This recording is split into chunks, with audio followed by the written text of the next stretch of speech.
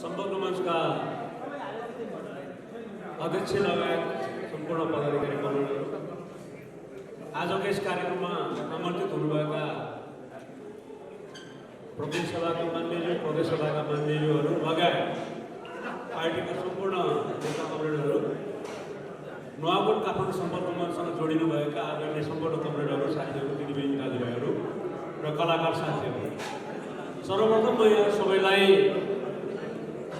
यस वर्षको तिहार र नेपाल सम्बन्ध आउने पनि छ, त्यसको उपलक्ष्यमा हार्दिक मङ्गलमय शुभकामना व्यक्त गर्ने अनुमति चाहन्छु।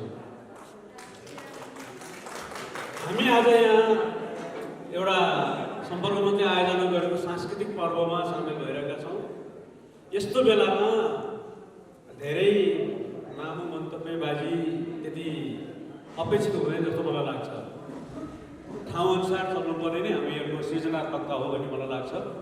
आज यहाँ देउसी भैलो कार्यक्रम भएकोले त्यसमै रमझम गर्नु पाउनु नै राम्रो कुरा जस्तो लाग्छ। त्यस कारणले गर्दा म धेरै लामो बोल्नुभन्दा पनि यहाँहरूलाई शुभकामना दिने र मलाई यहाँ आमन्त्रण गर्नुभएको आभार व्यक्त गर्ने काम मात्र मूलरूपमा गर्नेछु भन्ने ठानेको छु। हामी कार्यक्रममा गइसकेपछि सामान्यतया एक दुईवटा विषय उठाउने नै गर्छौँ। अहिले हामी धेरै राजनीतिक विषयमा प्रवेश नगरौँला, तर एउटा विषय उठाउनु जरुरी छ। अहिले यतिखेर नेकपा एमाले चौतर्फी हमलाको केन्द्रमा छ। तपाईँ हामीले भन्दै आएको शब्द परमादेशबाट स्थापित भएको गठबन्धन र परमादेश जारी गराउन सक्रिय रहेका केही पक्षहरू, उनीहरूको आक्रमणको केन्द्र हाम्रो पार्टी छ। त्यसैले नेकपा एमाले चाहे उत्सव मनाओस् अथवा कार्यक्रम गरोस्, राजनीतिक कार्यक्रम गरोस्, तपाईँ हामी सबैले पहिलो मनमा राख्नुपर्ने विषय भनेको हाम्रो पार्टीमाथि भइरहेको चौतर्फी हमलाको विपक्षमा आफूलाई खडा गरेर पार्टीको प्रतिरक्षा गर्ने नै हो। यस सन्दर्भमा म नुवाकोट जिल्लाका सम्पूर्ण आदरणीय कमरेडहरू, हाम्रो पार्टीका समर्थक, शुभेच्छुक सदस्यहरू सबैलाई हार्दिक बधाई तथा धन्यवाद ज्ञापन गर्न चाहन्छु। यो आदि बेरीमय अवस्थामा पनि तपाईँहरूले जिल्लामा पार्टीलाई जोडाउन सक्नुभएको छ। यसको हकदार तपाईँहरू चाहिँ बधाईको म सबैलाई बधाई दिन चाहन्छु। हालसालै हामीले पार्टीको विधान महाधिवेशन सम्पन्न गरेका छौँ। यो विधान महाधिवेशनले दक्षिणपन्थी अवसरवादलाई पराजित गर्नको लागि र पार्टीको एकतालाई सुदृढ गर्नको लागि महत्त्वपूर्ण भूमिका निर्वाह गरेको छ।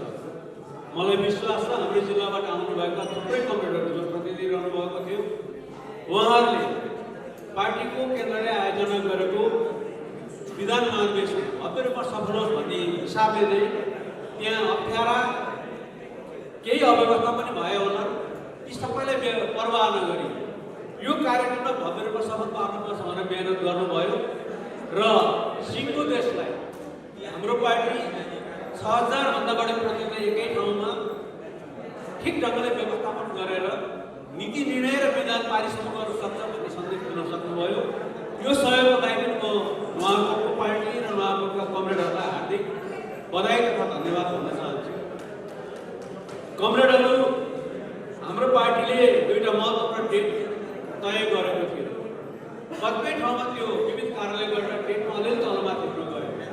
वार्ड अधिवेशन र पालिका अधिवेशन 6 गते र 9 गते दुवै ठाउँमा मलाई जानकारी भएअनुसार अहिले हाम्रो प्रदेश सभाको मान्यज्यूले भनिसक्नु भएको छ, हाम्रो पार्टीको नेता नारायण भट्टराईजीले कि नुवाकोटका अधिकांश ठाउँहरूमा तोकिएको समयमै पालिका अधिवेशन र वडा अधिवेशन भएका छन्। एक दुईवटा अपवाद रहेका छन्।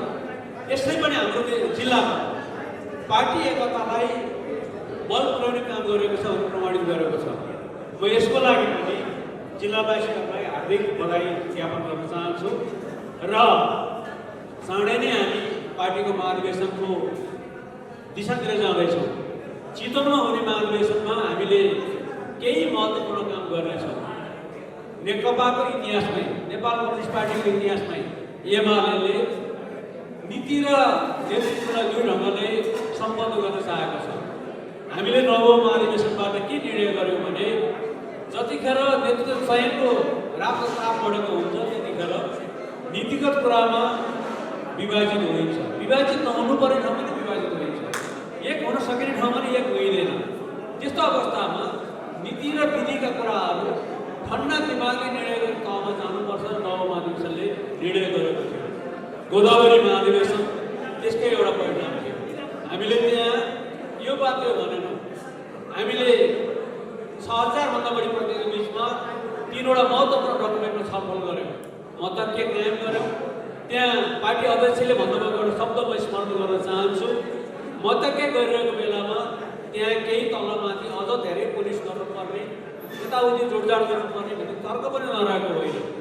तर महाधिवेशन स्थलमै भएको पार्टीको स्थायी कमिटीको बैठकमा जुन तहबाट कमरेडहरूले उच्च समझदारी देखाउनु भयो र एकमतमा डकुमेन्टलाई पास गर्ने काम गर्नुभयो, पार्टी अध्यक्षले उच्च समझदारीको लागि हार्दिक धन्यवाद भन्नुभएको थियो।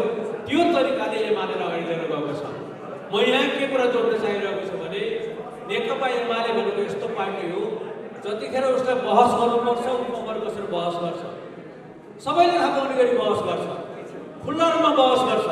यो बाटो विषयमा उसले खुलेर आफ्नो कुरा राख्ने काम गर्छ। तर जब एमाले एक ढिक्का भएर आफ्नो एकता प्रदर्शित गर्ने स्थितिमा आउँछ, उसले जम्मै कुरालाई अन्डर करेन्ट गरिदिन्छ, बाहिर सफेदमा आउन दिँदैन। आफ्ना असहमतिहरू छन् भने, जिज्ञासा छन्, गुनासाहरू छन् भने कमिटीभित्र त्यसलाई प्रयोग गरिदिन्छ। तर कमिटी उसले खुल्ला रूपमा बहस गर्छ। यो उच्च तहको जुन लोकतान्त्रिक विधि हाम्रो पार्टीले अनुकारी गरेको छ, त्यसको जलमा हाम्रो पार्टी अगाडि बढेको छ। यो दुनियाँले देख्न लायक छ भन्ने हामी ठान्दैछौँ। हामीले जनताको बहुदलीय जनवादलाई मार्क्सवादको सृजनाको प्रयोग किन भन्यौँ? हामीले जनताको बहुदलीय जनवादलाई नेपालको सन्दर्भमा मार्क्सवाद किन भन्यौँ भनेदेखि अरू देशमा कतिपय ठाउँहरूमा कम्युनिस्ट पार्टीहरूले मार्क्सवादलाई प्रयोग गर्ने क्रममा अन्धानुकरण गरेको कारणले गर्दा, त्यसलाई मौलिकता नदिएको कारणले गर्दा, त्यसलाई एउटा सूत्रको रूपमा साँचोमा ढाल्ने मात्र काम गरेकोले गर्दा दुर्घटना पनि भएको छ। हामीले हाम्रो देशको मौलिकहरूको क्रान्ति गऱ्यौँ। हामीले हाम्रो देशको क्रान्तिका समस्याहरूलाई पहिचान गऱ्यौँ। हामीले हाम्रो समाजवादको आधार निर्माण गर्नुपर्ने ठाउँमा उत्पन्न भएका चुनौतीहरूलाई पहिचान गरेका छौँ र त्यसबाट नै अगाडि जान सकिने अरू बाटाहरू पनि पहिचान गरेका छौँ। त्यो नै हाम्रो एमालेको ठुलो पुँजी हो भन्ने म ठान्दछु र यसमा हाम्रो समग्र पार्टी पङ्क्ति स्पष्ट छ भन्ने मेरो विश्वास रहेको छ। मैले अहिले प्रसङ्गमा चितवनको कुरा गरेँ। हामीले अहिले चितवनमा ठुलो सङ्ख्यामा प्रतिनिधि चयन गर्दै छैनौँ। प्रतिनिधि सङ्ख्या यसलाई सीमित गर्न चाहेका छौँ। यसको कारण पनि के हो भने नीति निर्माणको तहमा धेरै नै फराकिलो गरौँ र जतिखेर हामी नेतृत्व चयनमा जान्छ त्यसले बढी प्रतिनिधिमूलक बनाउँ, त्यो हिसाबले गरौँ। कमरेडमा लागेको होला 6300 भन्दा बढी विधान महाधिवेशन प्रतिनिधि हुँदा त्यति नै हुँदा के बिग्रिन्छ र? एकचोटिको लागि प्रतिनिधि छानियो भने नेकपा एमाले 10,000 प्रतिनिधि राखेर पनि अधिवेशन गर्न सक्षम छ। निर्वाचनमा 10,000 12,000 प्रतिनिधि भोट हाल्दा पनि हाम्रो दलमाथि केही पर्दैन। एमाले त्यही ढङ्गले सोध्छ। तर कमरेडहरू हामीले एउटा नयाँ नीति, नयाँ विषय, नयाँ प्रावधान अहिले प्रबन्ध अहिलेको विधान महाधिवेशनबाट गरेका छौँ। विगतको समयमा प्रतिनिधि परिषद भनेको प्रतिनिधि परिषद पछिल्लोचोटि फेरि निर्वाचन गर्ने गर्थ्यो। अहिलेको हाम्रो महाधिवेशनको विधान महाधिवेशनको विधानले के तय गर्यो भने यदि राष्ट्रिय महाधिवेशनमा कोही प्रतिनिधि चयन हुन्छन् भने ती राष्ट्रिय महाधिवेशनका प्रतिनिधिहरू अर्को 5 वर्षसम्मको लागि कायम रहन्छन्। त्यो प्रतिनिधिले 3वटा महत्त्वपूर्ण काम गर्छ। आसन्न महाधिवेशनमा नेतृत्व चुन्छ, त्यो नेतृत्वको मध्यवर्ती समीक्षा गर्छ र अर्को विधान महाधिवेशन गरेपछि मात्र विदा हुन्छ। त्यसो भएको कारणले गर्दा अहिले यदि प्रतिनिधि सङ्ख्या ठुलो बनाउँदै गयो भने हामीले पछि गर्नुपर्ने 2वटा महत्त्वपूर्ण मिटिङहरूमा, समीक्षाहरूमा त्यसलाई व्यवस्थापन गर्न, खर्चको हिसाबले पनि, स्थानको हिसाबले पनि र छलफललाई व्यवस्थित गर्ने हिसाबले पनि अलि वैज्ञानिक हुँदैन, व्यवहारिक हुँदैन भन्ने हिसाबले अहिले सङ्गठन विभागले प्रतिनिधि चयन गर्ने मामिलामा सीमा तोकेको छ र यसलाई हामीले त्यही तहमा त्यही तरिकाले बुझेका छौँ भने हामी ठानेका छौँ। दलित बाहेक 15 जना प्रतिनिधिहरूले भाग लिनुहुनेछ, जसमा सायद 9 जना पुरुष र 6 जना महिला हुनुहुन्छ। तपाईँहरूले आफ्नो सदस्य सङ्ख्याको हिसाबले त्यो हिसाबले आउनुहुनेछ। यो 15 जना प्रतिनिधि प्लस दलित प्रतिनिधिहरू जति आउनुहुनेछ, त्यो प्रतिनिधि सङ्ख्या भनेको पनि नुहावको प्रतिनिधित्व गराउनको लागि काफी हुन सक्छ भन्ने मैले ठानेको छु। त्यसो हुँदाखेरि अहिले जसरी पालिकाहरूको अधिवेशनमा कमरेडहरूले उच्च समझदारी देखाउनु भएको छ, पार्टीको एकता प्रदर्शित गर्नुभएको छ, अब 27 गते हुने प्रतिनिधिहरूको निर्वाचनमा पनि त्यही त उच्च समझदारीको आधारमा साथीहरूले चयन गर्नुहुनेछ भन्ने म आग्रह गर्न चाहन्छु। त्यसो हुँदा हामीले हाम्रो महाधिवेशनलाई साह्रै नै प्रभावकारी र व्यवस्थित ढङ्गले सम्पन्न गर्न सक्नेछौँ र हाम्रो जिम्मामा अहिले बागमती प्रदेशमा नै महाधिवेशन हुन लागिरहेको कारणले गर्दा नुवाकोटले कुनै समयमा बागमतीको राजधानी नै नुवाकोटमा हुनुपर्छ क्लेम गरेको कारणले गर्दा सङ्ख्याको हिसाबले त्यहाँ उद्घाटन समारोह सामेल हुने हाम्रा पार्टी सदस्य समर्थक र कार्यकर्ताको हिसाबले राम्रै सङ्ख्यामा चितवन पुर्याउनको लागि साथीहरूले जनप्रतिनिधित्वको लागि ध्यान दिनुहुनेछ भन्ने म आग्रह गर्न चाहन्छु। आज म पार्टीभित्रका धेरै अरू अन्तर्वस्तुको बारेमा छलफल गर्न सान्दर्भिक हुँदैन भने ठान्दछु। एउटा कुरा भन्न चाहन्छु, जतिखेर हाम्रो पार्टीमा पछिल्लोचोटि विवादको प्रयत्न भयो त्यसमा जनप्रतिनिधिको हिसाबले शून्यमा झार्ने काम जुन तपाईँहरूले गर्नुभयो यसको लागि म तपाईँलाई बधाई दिन चाहन्छु। नुवाकोट देशभरिको सीमित जिल्लाहरूमा पर्छ जहाँ हाम्रा जनप्रतिनिधिहरूले आफ्नो पार्टी छोडेर गएनन्। त्यसको लागि तपाईँहरू सबै साथीहरूले हिजोका दिन हामी जुन तरिकाले बहस भाग लिएको भए पनि एमालेलाई जोगाउनुपर्छ, एमालेलाई सशक्त बनाउनुपर्छ भन्ने चाहना राख्ने साथीहरूले जुन मेहनत गर्नुभयो तपाईँहरू सामूहिक मेहनतलाई म शुभकामना बधाई तथा धन्यवाद पनि भन्न चाहन्छु। कमरेडहरू, नुवाकोटको आफ्नै विशेषता छ। नुवाकोट एकीकरण सन्दर्भमा नेपाल एकीकरण सन्दर्भमा नुवाकोटको भूमिका छ। नुवाकोट अग्रस्थानमा छ। राजधानीको हिसाबले पनि पहिला पृथ्वीनारायण शाहकै पालामा पनि नुवाकोट राजधानीको रूपमा चलेको छ र नुवाकोटले नेपाललाई उज्यालो बनाउनको लागि पनि त्रिशुली नदीभित्रबाट मात्रै धेरै मेगावाट हो, म धेरै भन्न चाहन्न, हजारौँ मेगावाट बिजुली हाम्रो पानीबाट निस्कने ऊर्जा ग्रिन एनर्जी सिर्जना गर्न मद्दत पुर्याएको छ।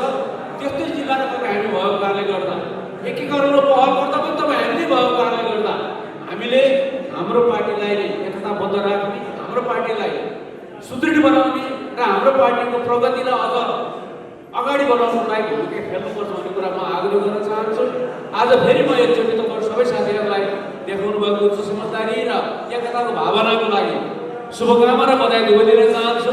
यस वर्षको तिहारले अझ हामीहरूलाई अगाडि बढ्नलाई प्रेरित गरोस् भन्ने म हार्दिक शुभकामना व्यक्त गर्न चाहन्छु।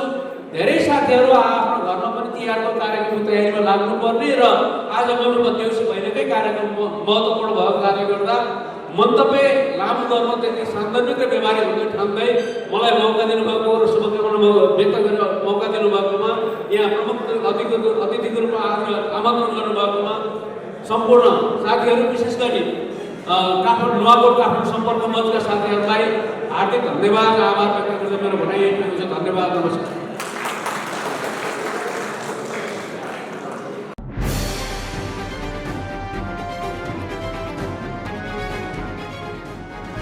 तपाईको सूचनाको साथी दैनिकी.com